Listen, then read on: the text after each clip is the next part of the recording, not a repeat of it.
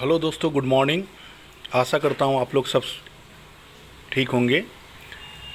अभी तक आप लोग ने मेरा चैनल को सब्सक्राइब नहीं किया है तो प्लीज़ सब्सक्राइब कर दीजिएगा और बेल आइकन को प्रेस कर दीजिएगा, क्योंकि आने वाले दिन में नॉलेजेबल वीडियो आपके नॉलेज बढ़ाने के लिए मैं डालते रहूँगा।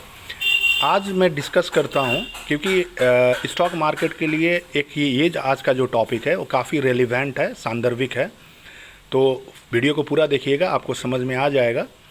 आज मैं डिस्कस करने वाला हूँ जीडीपी, ग्रॉस डोमेस्टिक प्रोडक्ट।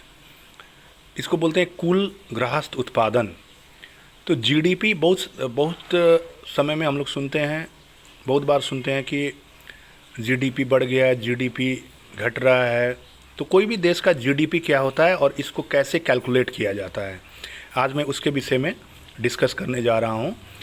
तो जीडीपी मतलब होता है किसी भी देश में, इसको इंग्लिश और हिंदी दोनों में मैं बता दे रहा हूँ, total amount of goods produced by any country within any particular year is known as GDP. मतलब कोई भी देश में जितना भी वस्तु उत्पादन होते हैं उसका कुल योग, कुल टोटल यदि एक साल का निकाला जाए तो उसको हम लोग बोलते हैं जीडीपी, सिंपल लैंग्वेज में।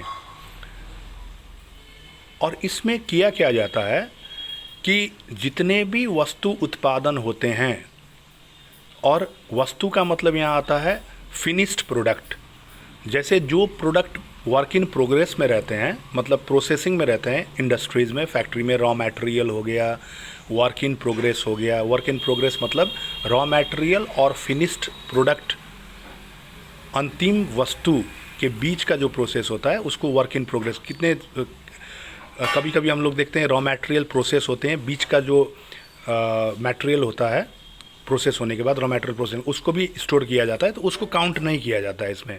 तो हमेशा याद रखें जीडीपी कैलकुलेशन में फिनिश्ड प्रोडक्ट, और इसको क्यों किया जाता है कि डबल काउंटिंग ना हो, क्योंकि रॉ मटेरियल और वर्क इन प्रोग्रेस को भी जोड़ा जाए तो फिनिश्ड प्रोडक्ट में डबल काउंटिंग हो जाएगा।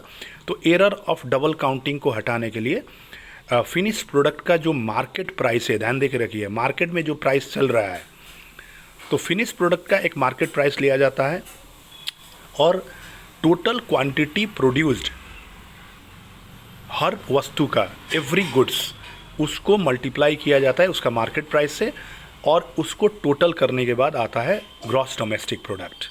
ठीक है दोस्तों, तो अब आपको समझ में आ गया होगा किसी पर्टिकुलर ईयर में किसी भी वस्तु का मार्केट प्राइस और उसका क्वांटिटी प्रोड्यूस्ड, जितना उत्पादन वो हुआ है क्वांटिटी, उसको मल्टीप्लाई कर देंगे तो आपका आता है जीडीपी, कुल गृहस्थ उत्पादन, ग्रॉस डोमेस्टिक प्रोडक्ट।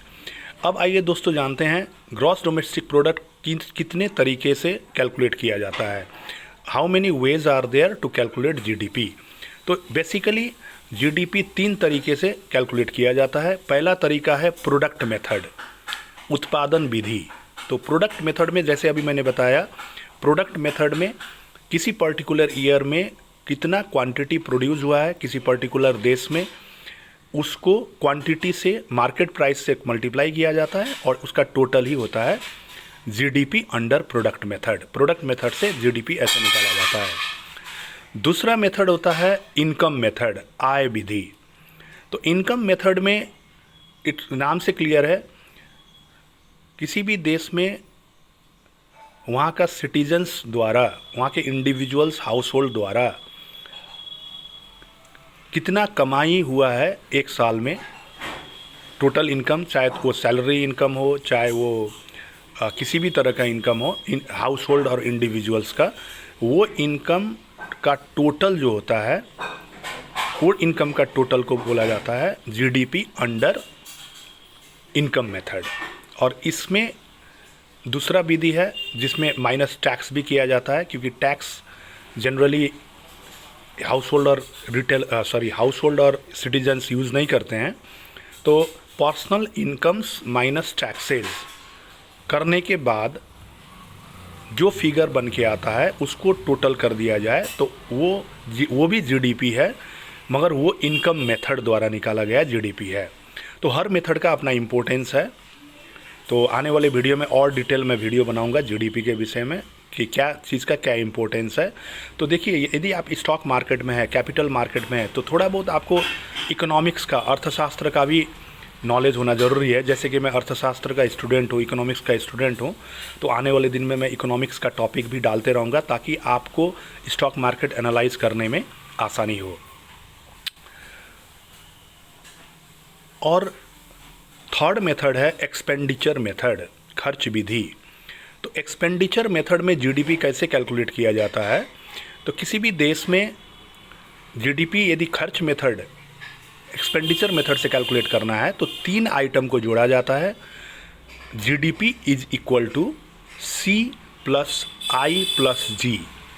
यहाँ सी का मतलब होता है प्राइवेट कंजम्पशन, जो हाउस होल्ड और इंडिविजुअल, जो जनता होते हैं, सिटीजन्स होते हैं, उनके द्वारा किया गया उपभोग, खर्च, तो उसको बोलते हैं हम लोग प्राइवेट कंजम्पशन, वो डिनोट किया जाता है सी द्वारा। प्लस आई प्राइवेट इन्वेस्टमेंट, जो प्राइवेट इन्वेस्टमेंट है, जो सिटीजन्स, इंडिविजुअल द्वारा, हाउस होल्ड द्वारा इन्वेस्ट किया जाता है, उसको हम लोग बोलते हैं प्राइवेट इन्वेस्टमेंट। और प्लस गवर्नमेंट एक्सपेंडिचर, जो भी खर्चा गवर्नमेंट द्वारा, बजट द्वारा होता है, वो टोटल फिगर को हम लोग लेते हैं गवर्नमेंट एक्सपेंडिचर द्वारा। तो यदि आप एक्सपेंडिचर मेथड के हिसाब से कैलकुलेट करेंगे जीडीपी, तो आपको करना होगा private consumption plus private investment plus government expenditure. आशा करता हूँ दोस्तों जीडीपी आपको समझ में आया होगा, और जीडीपी कैसे कैलकुलेट किया जाता है गवर्नमेंट द्वारा, वो 3 विधि द्वारा कैलकुलेट किया जाता है। प्रोडक्ट मेथड, जिसमें कि पूरा उत्पादन क्वांटिटी को मार्केट प्राइस से मल्टीप्लाई किया जाता है किसी पर्टिकुलर ईयर में, किसी पर्टिकुलर साल का। दूसरा, किसी पर्टिकुलर साल में कितने सिटीजन्स, इंडिविजुअल्स ने कितना पैसा कमाया, उसमें टैक्स माइनस करके कैलकुलेट किया जाता है। और